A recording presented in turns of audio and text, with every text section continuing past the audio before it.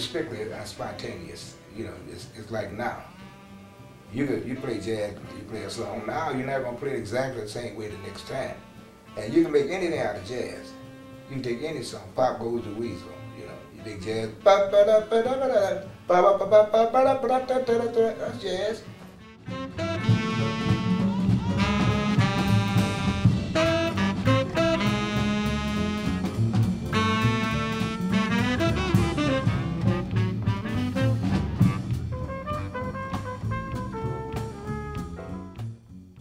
Born out of African influences, jazz soon became the embodiment of a culture and a lifestyle, finding its way into every club and bandshell in early 20th century America.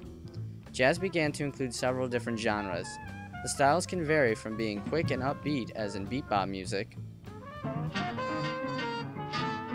to smooth and steady as heard in cool jazz, to a slow, somber, and more relaxed tone.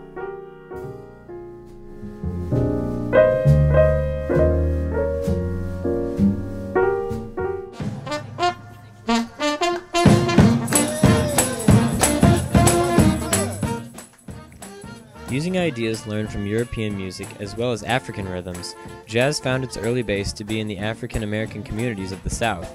Around the 1920s, jazz began to migrate north, mainly through the Illinois Central Railroad. This period became known as the Great Migration. Many of the jazz musicians who migrated north found a home on Chicago's South Side because of the flourishing African American community already present.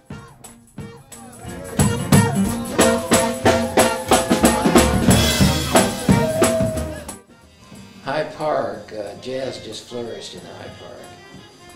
It was part of the South Side. The South Side became the preeminent place for jazz.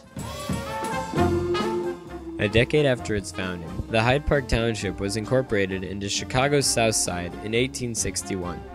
In 1890, the University of Chicago was founded by John D. Rockefeller and put Hyde Park on the map. The neighborhood has always held the Rolling Green Parkway of the Midway Plaisance as one of its prime attractions. The World's Columbian Exposition came to Chicago in 1893, and the Midway was a major hub of the fair. As a result, Hyde Park is today the home of the Museum of Science and Industry, one of 200 structures erected for the fair. Other key landmarks include Frank Lloyd Wright's Robie House and the Rockefeller Memorial Chapel, home of the world's second largest carillon. And we got all these great musicians in music, but jazz is American music, American born, and we should be proud of it, you know, and tell our children, like my son knows, he came up with jazz, you know. At this time, Hyde Park's jazz scene began to explode. The influx of African American immigrants from the South led to an ever-expanding club atmosphere. The era of the 20s, 30s, and 40s saw the birth of numerous jazz clubs, and Hyde Park became a favorite hangout for hipsters across the city. Clubs such as the Beehive, Jimmy's Woodlawn Tap, Valhalla, and Trianon Ballroom were all very popular in the area and played host to such musicians as Charlie Parker, Duke Ellington, and many other famous names in the jazz community. These, along with other clubs, were staples of the nightlife in Hyde Park, often staying open well past midnight. The neighborhood was alive and thriving to the beat of the most prominent jazz musicians of the day. Today, the city has put many more regulations on how late the few clubs left may remain open.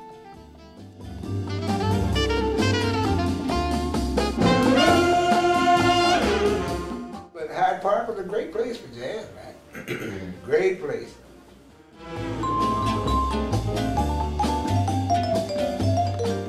Despite jazz's great success, popular music began to change. As rock and roll gained momentum in the 1960s, jazz was hurt nationwide. The Vietnam War left the country feeling bitter and resentful, and this was clear from the new musical developments. Because music usually reflects the people, the times. You know, music reflects the people.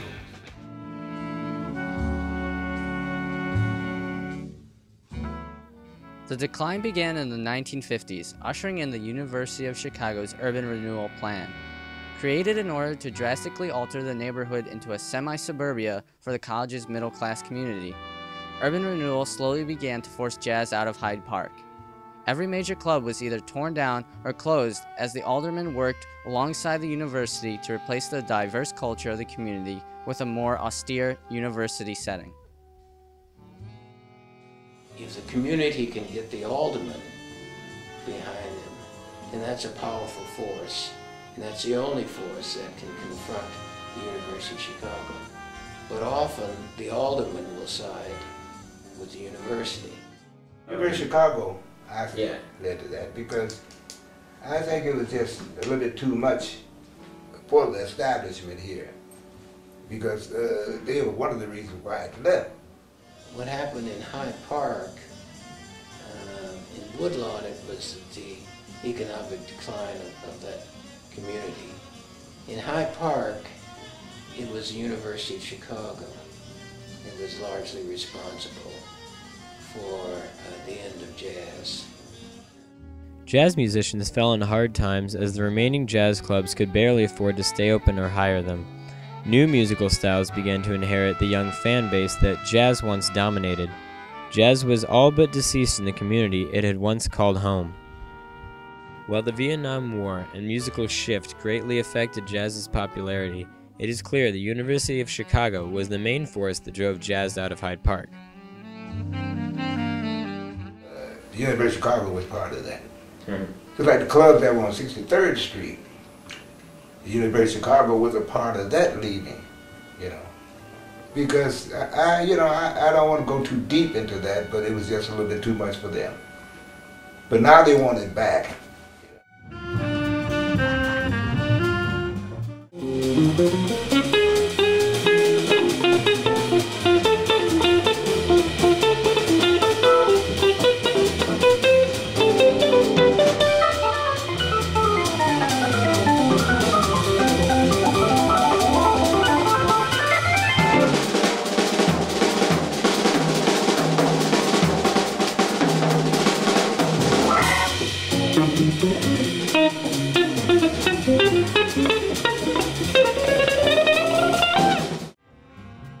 While in hibernation, the image of jazz changed from the poor man's music of the 1950s to having a much classier appeal.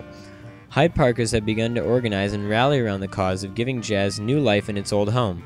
The University of Chicago, thanks to renewing popularity, has teamed up with the Hyde Park Jazz Society to try and revive Hyde Park's musical roots.